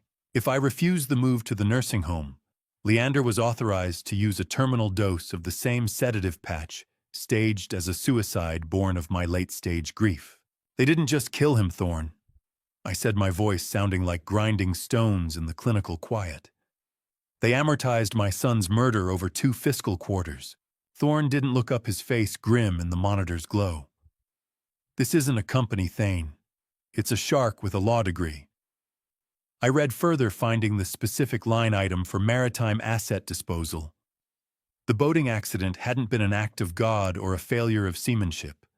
It was a budgeted line item approved by Gregory Vance 6 months before the sales were even raised. Corporate greed doesn't just cut corners, it cuts throats. It turns family dinners into surveillance opportunities and legacies into liabilities. I moved to the tech station where an FBI specialist waited.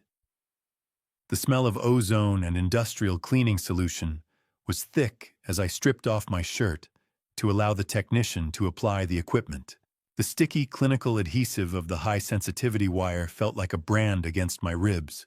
We calibrated the gain, the specialist adjusting the levels until the rasp of my own breathing sounded like a gale through the headset. "Check the gain again," I commanded. "I need every breath, every arrogant syllable when Leander admits to it."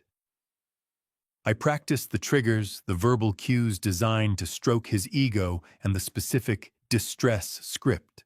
The wire on my skin felt like a cold copper snake, waiting for the right moment to strike. "Remember, Commander," the technician said, his eyes meeting mine with professional gravity. "If things go south, the word is anchorage. We'll be through the door in 4 seconds. I nodded, already pulling my shirt back on the technical precision of the sting, providing the only anchor for my rage. While Thorne continued digging through the asset disposal folder, a final image popped onto the main screen. It was a grainy, black-and-white funeral surveillance photo showing Leander and Gregory Vance shaking hands near Silas's casket. I leaned in, realizing the metadata showed the photo had been taken by a private surveillance team Alara had hired to watch her own husband. I looked at the funeral photo and realized Alara wasn't just Leander's accomplice. She was his insurance policy, and she had been collecting evidence of his betrayal long before I ever found the key. She wasn't just hiding from the truth, she was weaponizing it for her own survival. I saw the glare of high beams in my rearview mirror, a sudden blinding sun in the midnight fog, and I knew the time for legal games had ended, and the time for survival had begun. I was pushing my truck hard along the serpentine curves of Highway 1, the icy spray of the Pacific hitting the windshield in rhythmic, violent bursts. The black sedan behind me didn't have its running lights on, just those predatory halogen eyes. It surged forward, attempting a professional pit maneuver to send me over the 200-foot drop into the black surf below. Using my Coast Guard heavy vehicle training, I didn't panic. I watched the sedan's front quarter panel shadow mine. Then I slammed the brakes at the exact moment of intended impact. The attacker overshot tires, screaming on the salt-slicked asphalt as they fishtailed wildly. "Not tonight, you son of a bitch!" I growled, my hands steady on the wheel. Not on my watch. I floored the accelerator, taking a narrow fire road shortcut that only locals and rangers knew, the smell of burning rubber and hot engine oil filling the cab as I tore toward the hidden facility. I reached down to check on Wren's wheelchair, which I had secured in the back earlier, and my fingers brushed against a small, cold lump of plastic. I pulled it free and realized it was a magnetic GPS tracker. They weren't just following my truck. They were tracking the living patient Zero directly. I arrived at the Bodega Bay estate with the engine ticking from the heat. Dr. Sterling was already waiting in the subterranean garage, her face a mask of controlled urgency. She had prepped the 3 remaining children, their small forms bundled against the coastal chill. Tires screamed on the asphalt, a sound like a wounded animal in the dark, but it was distant, coming from the main gate. "Commander, they were at the perimeter 5 minutes ago, Doctor," Sterling said, her voice tight. "We have to move now." We began loading the kids and the portable life support systems into the unmarked armored van Silas had kept hidden for this exact scenario. The rhythmic, artificial beep of the children's portable monitors was the only clock that mattered now. "I'm taking them to the old lighthouse station," I told her as I helped Wren into her seat. "It's off the grid and federally protected." The armored van was our metal ark, carrying the only hope left in a world that wanted to drown it. I felt the heavy, vibrating thud of the van's armored door closing, sealing the children away from the wolves outside. We moved out through the coastal scrub, the pale, ghostly light of the lighthouse appearing in the distance like a beckoning finger. As we reached the secondary safe house, Sterling reached into her pocket and pulled out a small rectangular object. "I found this hidden inside the facility's medical fridge Thane," she whispered, handing me a private keycard embossed with Alara's name. It wasn't just near the data. It was tucked behind the primary cellular samples. I held Alara's keycard. The plastic cold and damning, and realized my daughter hadn't just betrayed Silas. She had been trying to contaminate the samples, attempting to kill the very children he'd died to save. The betrayal had moved beyond greed. It had become a calculated erasure of everything my son had built. I stood in the center of the silent ward, the copper wire beneath my shirt itching like a guilty conscience, listening for the gravel crunch of a man who thought he was coming to collect an inheritance, but was actually walking into a cage. I checked the adhesive on my ribs one last time, feeling the cold, hidden pressure of the wire against my chest. The children were safe at the lighthouse, and the bait was set. I moved into the library, the dry, rhythmic ticking of the wall clock, counting down the seconds of Leander Mercer's freedom. When the front door finally groaned open, I slumped into a leather armchair, a glass of amber liquid in my hand. I made sure the clink of ice against glass was audible, the sound of a broken man seeking solace in a bottle. Leander entered with the confidence of a king, his eyes already scanning the architecture, calculating the square footage for a quick resale. He didn't see a threat. He saw a relic. "I'm tired of the fog, Leander," I said, my voice thin and hollow. "I'm ready to sign the deeds. I just need to know. Tell me it was quick. Tell me they didn't suffer." Leander poured himself a drink, the predatory gleam in his eyes unchecked. "You always were too sentimental, Thane.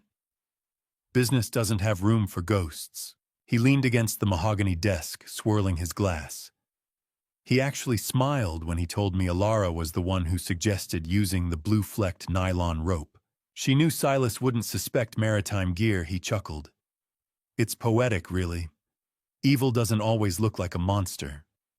Sometimes it looks like a son-in-law in a tailored suit. Goaded by my perceived weakness, his ego took the helm. He mocked Silas and Rhea for being Boy Scouts who tried to disrupt a multi-billion-dollar ecosystem. He described in chilling detail how he used the pharmacy supplies to drug them before tying them to the rigging. He wanted to ensure they went down with the ship while he watched from the powerboat. Silas and Rhea looked at me like I was a monster. Leander continued, his voice dripping with arrogant satisfaction. They begged for each other's lives, but I told them I was just a consultant clearing a debt. "The blue rope held just fine, Commander. Your son and daughter-in-law's Coast Guard knots were the only things that worked that night." He laughed about the $500,000 PharmaCorp bonus, calling it the easiest money he ever made. "How do you sit across from the man who drowned your children and keep your hands from reaching for his throat?" I gripped the chair arms until my knuckles turned white, maintaining the facade of a shattered father. "I can still see their faces when the water started coming in," Leander said, his eyes glinting with a cruel pleasure. Rhea screamed for Silas. Silas begged me to let her go. But you know what the best part was? They died together. How romantic. He reached into his jacket and produced a syringe, the sharp, metallic smell of the surgical needle cutting through the scent of old books. He admitted his plan was never to send me to a nursing home. He was going to administer a terminal dose tonight and claim I died of a broken heart. It was the final piece of the puzzle recorded by a dozen federal ears. Leander stepped toward me, the needle gleaming under the library lights, his face inches from mine. "Anchorage is a long way off, old man," he whispered, unaware that he had just spoken the very word that would end his life as a free man. I didn't flinch. I just looked him in the eye and waited for the world to crash in on him. The library windows didn't just break. They disintegrated in a hail of flashbangs and black-clad figures, the sudden violence of the law finally catching up to the silence of my son's murder.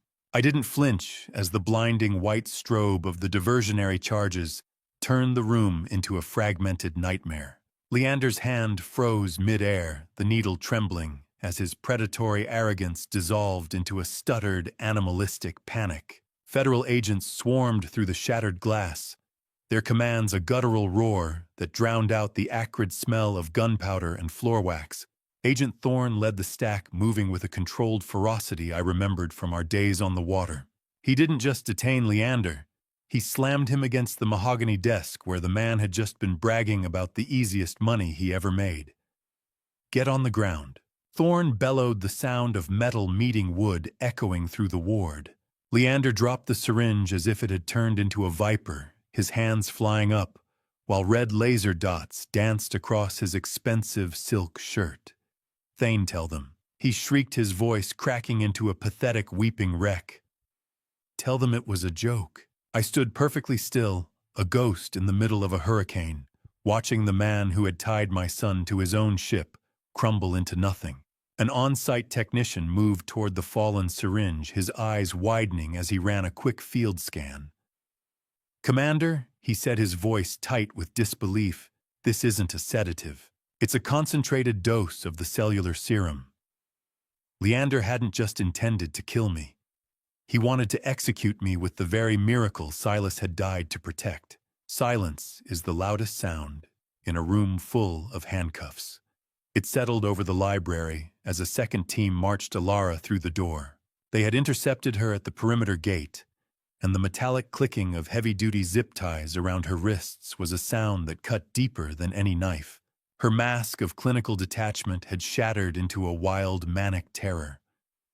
For a fleeting second, I saw the little girl I used to take fishing, but that ghost was erased when she began to scream. "You think you're a hero, Dad?" she wailed, her high-pitched voice echoing off the acoustic tiles. "You're just a dinosaur protecting a grave. Silas ruined us. He deserved to die for what he was doing to our future." Watching my daughter in chains was like watching my own reflection shatter in slow motion.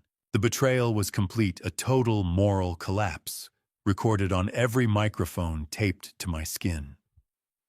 The cold, sharp bite of the winter wind whistled through the broken glass as I turned to Thorne. "Take them out of my sight," I said, my voice barely a whisper. "Before I forget, I'm a man of the law." Thorne nodded, signaling the team to haul them out. But as Alara reached the threshold, she twisted her head back, a jagged, hideous smile on her face. "You're too late anyway," she spat. "Gregory Vance is already at the lighthouse.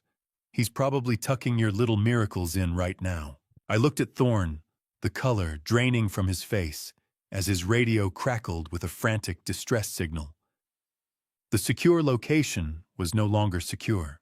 The leak had been deeper than we ever imagined, and the shark was finally in the nursery.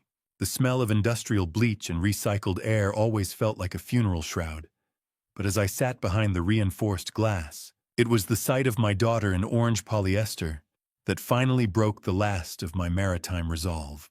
2 weeks had passed since the raid at the lighthouse, a night that haunted me with the knowledge that Gregory Vance's breach had been nothing more than a lethal feint. Thorne had confirmed my fears days ago. While we were racing to save the children, a remote virus was tearing through the digital server backup I had mirrored. The cure Silas died for was now a fragmented mess of corrupted code. I sat in the high-security visitation wing of the Sonoma County Detention Center, the low, electronic hum of the recording devices in the walls, a constant reminder that every word spoken was a piece of evidence. Alara looked at me with a hardened bitterness that made my skin crawl. "You look old, Dad," she said, her voice devoid of the warmth I had spent 30 years trying to nurture. "Was saving 3 orphans worth destroying your own blood?" "I didn't destroy this family, Alara," I replied, keeping my tone as flat as a calm sea. "I just stopped the person who was burning it down." She mocked the concept of Silas's hidden clinic, calling him a fool for playing God without a profit margin. Glass is a strange barrier. It lets you see the monster, but it keeps the scent of the blood away. I watched the cold, oily smear of her fingerprints on the glass as she leaned closer, her eyes flashing with a predatory intent that I finally recognized as her true nature. I remained stoically silent, letting the recorder capture her lack of remorse.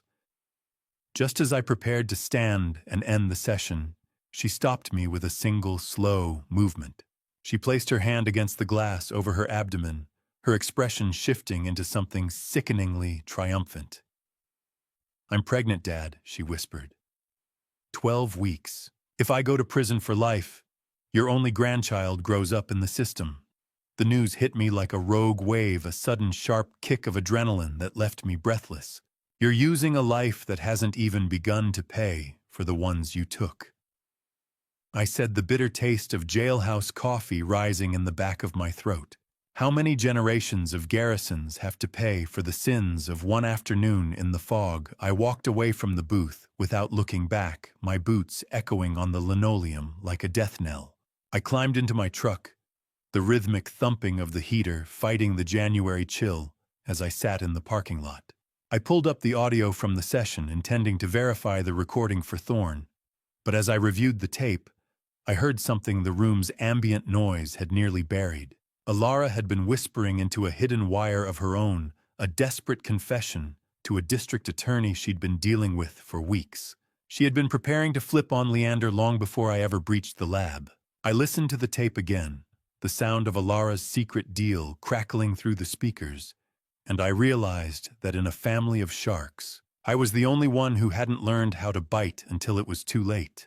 I stood in the back of the federal courtroom, watching the high-definition cameras capture the fall of a multi-billion-dollar empire, while the woman I raised was led away in chains. The air in the gallery was thick with the smell of floor wax and old wood, a scent that usually promised stability, but today only underscored the magnitude of the wreckage. Outside, the muffled roar of the crowd sounded like a distant storm surge, a million voices demanding the justice I had spent months hunting in the dark. In the courthouse lobby, the news montages were relentless. The mirrored data I had secured from the Bodega Bay facility had been released by the FBI, exposing PharmaCorp's systematic suppression of pediatric cures. Today's leak confirms that PharmaCorp put a price on the life of every child in America, a reporter shouted over the din. Protests had erupted globally, as the Protocol 7 efficacy rates were verified by independent labs. The corporate board, including Gregory Vance, had been indicted on RICO charges. They didn't just hide a cure, they patented a murder. In a move that stripped the profit from the predators, the federal government seized all of PharmaCorp's assets and granted the Protocol 7 patents to a nonprofit foundation led by Dr. Sterling. Silas and Ria's life's work was finally free for the world, a lighthouse in a sea of corporate greed. Justice is a cold meal served in a room with no windows. The sentencing began with a silence so absolute it felt heavy. Judge Miller, a woman whose face was a map of 60 years of unwavering adherence to the law, stared down at the defendants with a gaze that could wither granite. Leander Mercer was sentenced to life without parole for the double homicide of Dr. Silas Garrison and Dr. Ria Garrison, as well as corporate espionage. The weight of the evidence, the blue-flecked rope, the anchorage recording the blood money, left him a hollowed-out wreck in a tailored suit. Alara received 8 to 15 years. Her plea deal was mitigated by her pregnancy and cooperation with investigators, but hardened by the evidence of her attempts to contaminate the medical samples and her role in the gaslighting campaign. The defendant's actions were not a lapse in judgment. They were a calculated erasure of human life for profit, Judge Miller declared. The gavel's strike was the final shot, in a war that had no survivors, only witnesses. The echoing, hollow thud of the judge's gavel signaled the end. I hoped the money was worth the silence, Alara, I thought, as she was escorted through the heavy oak doors toward the holding cells. She didn't look at me until the very last second. As she passed, she dropped a folded piece of paper at my feet with a quick, desperate flick of her wrist. I waited for the blinding flashes of 100 press cameras to subside before I retrieved it. It was a hand-drawn map to a safe deposit box containing Leander's black book, a ledger of every other doctor PharmaCorp had neutralized over the last decade. It was her final act of insurance, or perhaps a desperate attempt at a legacy for the child she carried. I walked out of the courthouse, the weight of the safe deposit key in my palm feeling heavier than the service pistol I'd carried for 30 years. I gripped the key to the safe deposit box, the cold metal promising a journey into a darkness even deeper than the one I'd just escaped. The war was over, but the ghosts were only just beginning to speak. The Pacific doesn't forgive, and it certainly doesn't forget. But today the waves felt less like a thresher and more like a heartbeat as I sat on the porch with the morning mail. Several months had passed since the hammer of justice fell in that federal courtroom, and the Bodega Bay estate had finally begun to shed its skin of clinical coldness. The smell of salt spray and wild jasmine carried on the breeze a natural sweetness that was slowly replacing the ghost of antiseptic. I sat on the quiet, salt-stained porch, the warmth of the morning sun on my weathered hands, providing a comfort I hadn't earned in a long time. First letter, July 15th, 2025. I found a stark white envelope in the stack, marked with the State Correctional Facility's stamp and a return address that made my breath hitch. The institutional stationery felt rough under my fingers, a tactile reminder of where my daughter now lived. I opened it slowly, the sound of the paper tearing like a small defeat. Dad, I didn't understand the weight of a life until I felt one moving inside me. I'm 12 weeks pregnant now. The doctors say it's a boy. Every kick reminds me that Silas and Rhea were right. Some things aren't meant to be sold. I'm sorry I forgot that. I don't expect you to respond. I just needed you to know that I finally understand what I destroyed. Alara, July 15th, 2025. Inside was a grainy ultrasound photo, the first clear image of my unborn grandchild. I stared at the small, curved form tracing the outline of a tiny head and the unmistakable Garrison jawline. I set the letter aside, unable to respond, and placed it in a drawer where it sat like a weight on my conscience. Second letter, October 8th, 2025. 3 months later, another envelope arrived. The handwriting was shakier, more desperate. I opened it, standing on the same porch, the October wind carrying the scent of salt and decay. Dad, the baby was born last week, October 3rd, 2025. I named him Silas Garrison Mercer after the brother I betrayed. He has his uncle's eyes. I'm allowed to see him twice a week through the prison nursery program.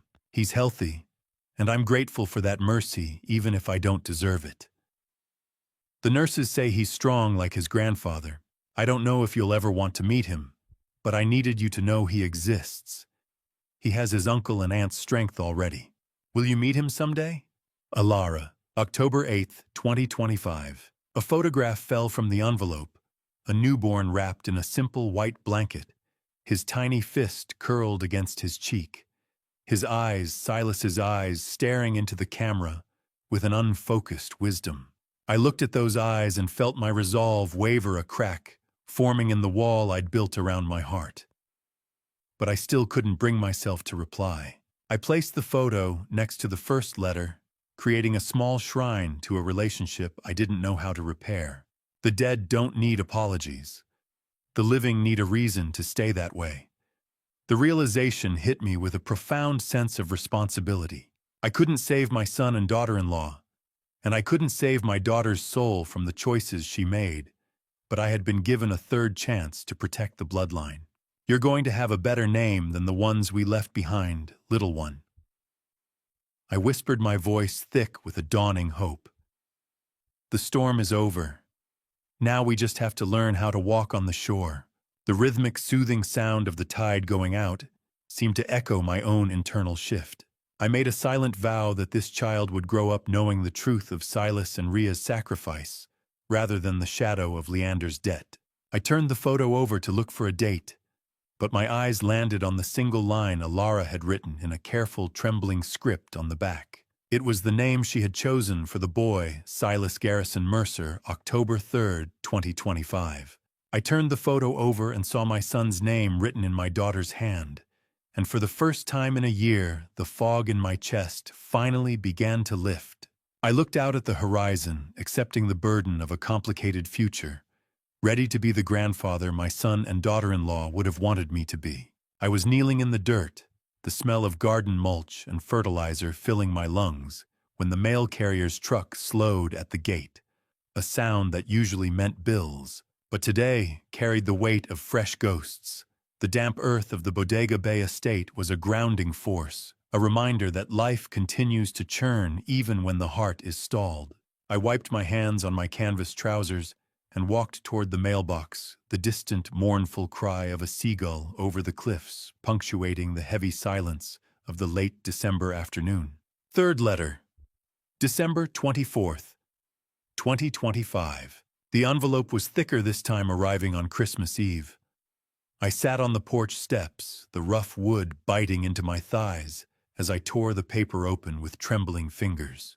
Inside was both a letter and a small card, with a tiny blue handprint pressed into the paper, a gift I hadn't asked for but couldn't ignore. Dad, it's Christmas Eve, and I'm writing this from a cell that smells like disinfectant and regret. Little Silas smiled for the first time yesterday, December 23rd. The prison counselor told me I need to stop blaming Leander and accept full responsibility for my choices. She's right. I chose to open that gas valve. I chose to turn on my own father. I chose to betray my brother and sister-in-law for money I never even saw. I don't expect forgiveness, but I want you to know that I've changed. Not because of the bars, but because of him. When he looks at me with those eyes, Silas's eyes, I see everything I destroyed. And I see a chance to do one thing right. Merry Christmas, Dad. I hope yours is warmer than mine. Alara. December 24th, 2025. I held the card with the tiny blue handprint, feeling the wall around my heart soften just slightly. The print was so small, so fragile a reminder that innocence still existed even in the wreckage of our family. I placed it carefully in the drawer, with the other letters a growing archive of apologies I wasn't ready to accept, but couldn't bring myself to destroy. Fourth letter. December 31st, 2025. 1 week later, on New Year's Eve, the final letter arrived. It was the shortest, but somehow the heaviest. I opened it as the sun began to set over the Bodega cliffs, the golden light turning the pages a warm amber. Dad, I know you may never answer these letters. I know I destroyed any right to your love when I betrayed Silas and Rhea. But I'm asking you for one thing. When little Silas is old enough to ask about his uncle and aunt, please tell him they were heroes. Tell him his mother was a coward, who learned too late what courage really means. And if you can find it in your heart, tell him about his grandfather, the commander, who never gave up on the truth even when his own family tried to bury it. I don't deserve redemption, but maybe he deserves to know where he came from. Happy New Year, Dad. I hope it's kinder to you than I was. Alara. December 31st, 2025.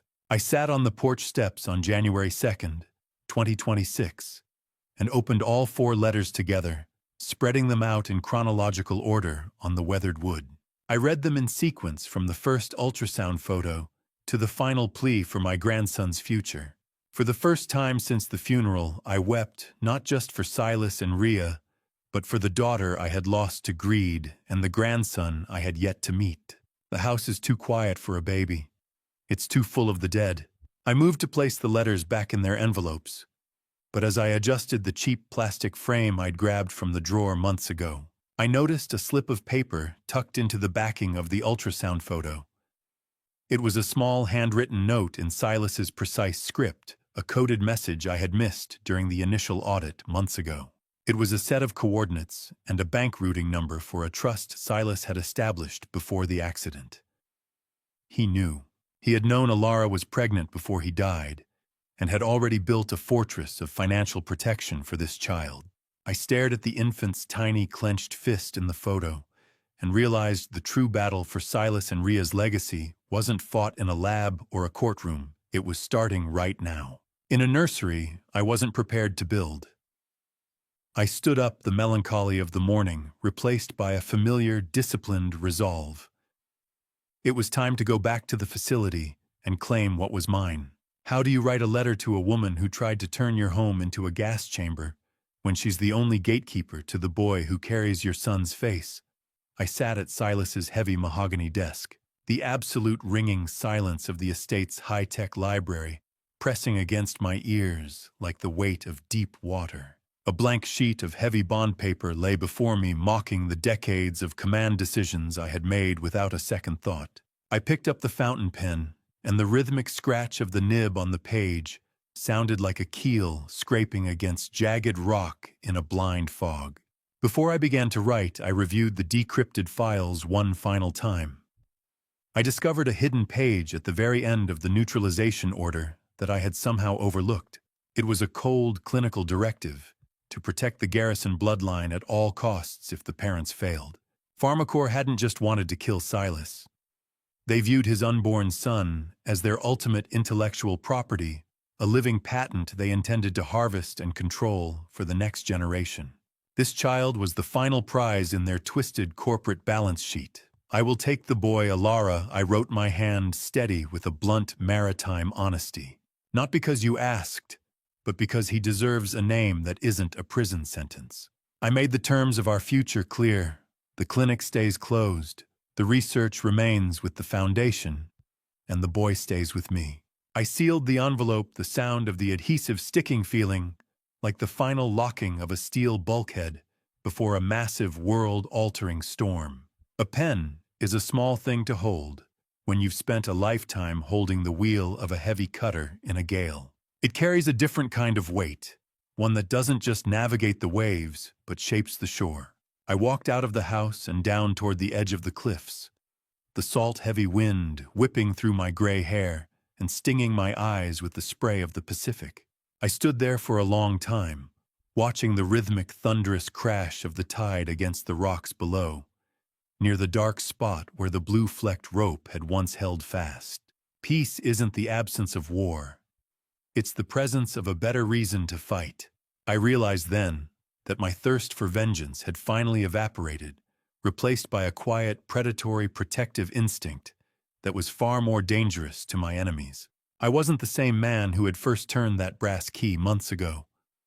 I was something harder, a guardian forged in the very fog that had tried to swallow my family. "I'm ready for the quiet now, Silas," I whispered into the cold, metallic smell of the ocean mist. "But I'll be ready for the noise too if they ever dare to come back for what belongs to us." I looked back at the house, a fortress I had already begun to rearm in the shadows. I had reactivated the subterranean defenses and the drone net, turning the estate into the most fortified nursery on the Pacific coast. "Welcome home, little Silas."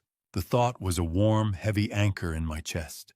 I looked out at the horizon, where the sun was finally cutting through the stubborn gray, knowing that the child arriving tomorrow wouldn't just be a mercer or a garrison.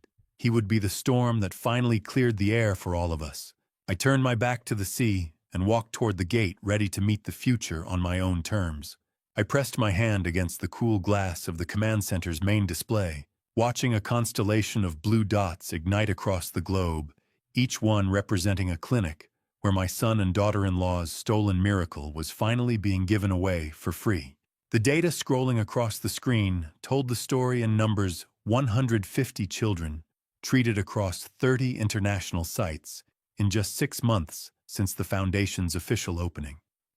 The Protocol 7 success rate remained steady at 87%, validated now by independent research teams from Johns Hopkins to the Karolinska Institute. The hum of global data servers vibrated through the floorboards, a steady, rhythmic pulse that felt like the breathing of a living thing. I stood at the center of the Garrison Foundation's new operational hub, an irony that brought a grim smile to my face. We had built this sleek glass and steel headquarters directly atop the renovated subterranean ruins of Silas and Ria's original hidden lab. The very shadows where they had fought their secret rebellion had become the luminous center of a public revolution. Beside me, Dr. Leonie Sterling moved with a focused intensity, her hands dancing across a console as she coordinated with medical liaisons in Berlin and Tokyo. The digital mirror I had fought so hard to create was no longer a secret weapon. It was a public utility, rendering the corporate neutralization order a pathetic relic of a defeated era. Dr. Sterling appeared beside me, her tablet glowing with the latest clinical trial results. Thane, the National Cancer Institute just approved Phase 2 expansion. She said, her voice thick with emotion. We can scale to 300 patients by next quarter. Ren is officially 18 months tumor-free. She's asking when she can visit the ocean. I nodded, watching the young patient, now 8 years old, through the glass partition of the observation room. She was playing with building blocks, her laughter, a sound I'd thought I'd never hear again after Edith died. We aren't just treating patients, Thane, doctor, Sterling said earlier, her voice catching with the same bittersweet triumph I felt. We're breaking the back of the industry that tried to bury them. I nodded, watching the data flow. Silas and Rhea didn't want a monument, Leonie. They wanted a future. I think we finally gave them one. A legacy isn't written in ink or blood. It's carved into the lives of the people who survive because of you. Outside, the Foundation's flag snapped in the coastal wind, and I had personally ensured that the halyard was made of the same blue-flecked nylon rope that had once been used to destroy my family. Now it held the symbol of their salvation.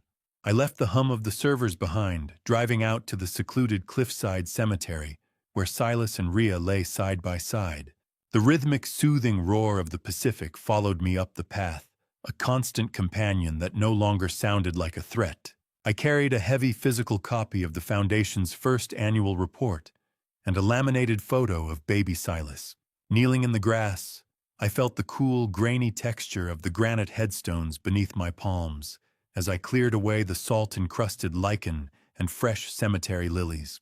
The ocean is a graveyard that never closes, but today the water looked like hope. Mission accomplished. Silas, Rhea, I said, my voice low and steady, the report of a commander to his finest officers. The kids are safe. Your boy is healthy. The world knows both your names for the right reasons now. I'll see you both in the next life. Until then, I'll keep the watch. I stood up, the wind whipping through my hair, and noticed something I had missed when I arrived. Resting on Silas's headstone was a single, fresh, white rose. It was the unmistakable signature of the whistleblower, a silent signal that the dark network was still out there, watching over the garrison legacy from the shadows. I turned back toward the car where little Silas was waiting in his seat, his wide eyes catching the golden light of the setting sun. As I opened the door, I noticed he was clutching a small object with infant intensity, the same silver compass Silas had carried on the day of the storm. The needle was steady, pointing true north, and for the first time in my life, I knew exactly where we were going. The sand was cold beneath my boots, a familiar grit that had grounded me through every storm. But today, the ocean didn't sound like a threat. It sounded like a conversation. I walked slowly along the Bodega Bay shoreline, the rhythmic low roar of the Pacific acting as a steady bass note to the light splashing of the tide.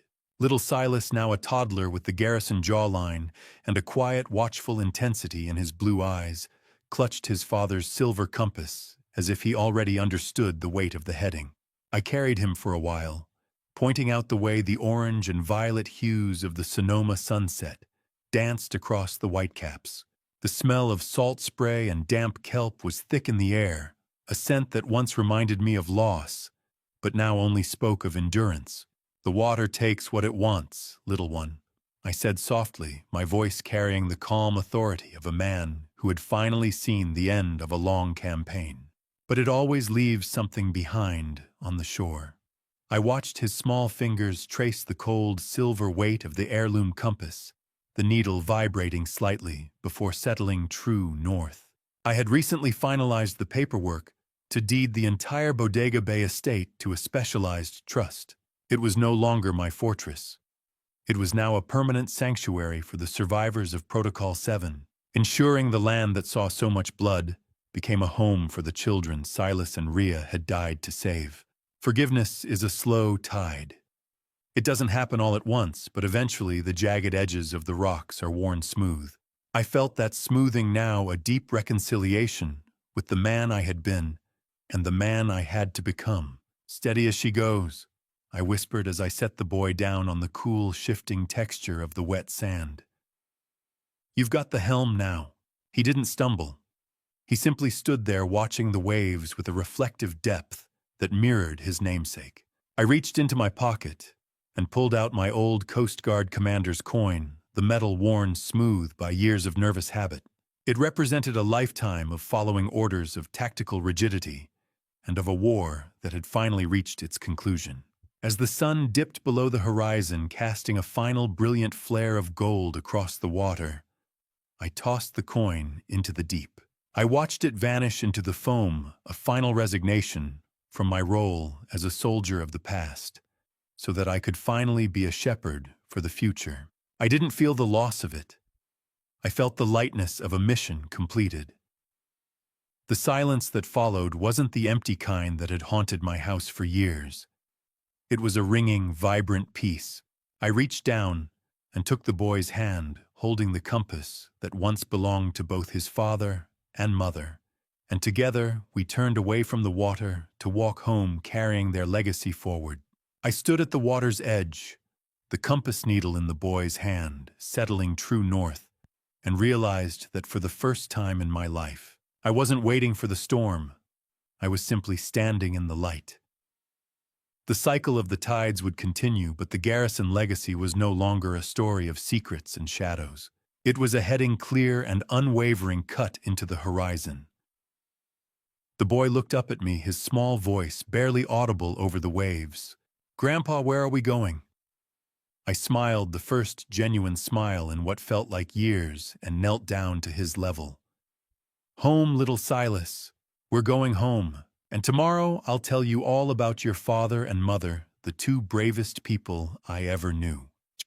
I stood up, lifting him onto my shoulders, and we walked together along the shoreline as the last light of day faded into the deep blue of evening. Behind us, the waves continued their eternal rhythm, washing away footprints, but never the memory of those who had walked before us. Looking back now, I realized the hardest truth was not discovering the conspiracy or facing the men who killed my son. The hardest truth was admitting that I ignored the warning signs inside my own home. I trusted blood more than character, and that nearly cost innocent lives. If there is one lesson from my family story, it is this: love should never blind you to truth. A real family story is not defined by loyalty at any cost, but by the courage to stand for what is right, even when the enemy shares your name. And if this family story proves anything, it's that silence can sometimes be more dangerous than betrayal. I also learned something painful about revenge. What began as a dad revenge mission slowly became a responsibility to protect the future. True dad revenge is not about destruction. It's about defending those who cannot defend themselves. In the end, the real meaning of dad revenge was making sure my son's sacrifice saved lives instead of disappearing into darkness. If I could give you one piece of advice, it would be this: never ignore the quiet unease in your heart when something feels wrong. Pride, denial, and blind love can build the perfect shelter for betrayal. I believe God sometimes allows us to walk through the darkest storms so we can finally see the truth in the light. Thank you for walking with me all the way to the end of this journey. I'd really like to hear your thoughts. What would you do if you discovered the people closest to you were hiding something this dangerous? Share your perspective in the comments. If this story moved, you consider subscribing so you don't miss future stories like this one. A small note: while this narrative draws inspiration from real-world themes and human conflicts, certain elements have been dramatized for storytelling purposes. If this type of story isn't your preference, feel free to explore other videos that may suit you better.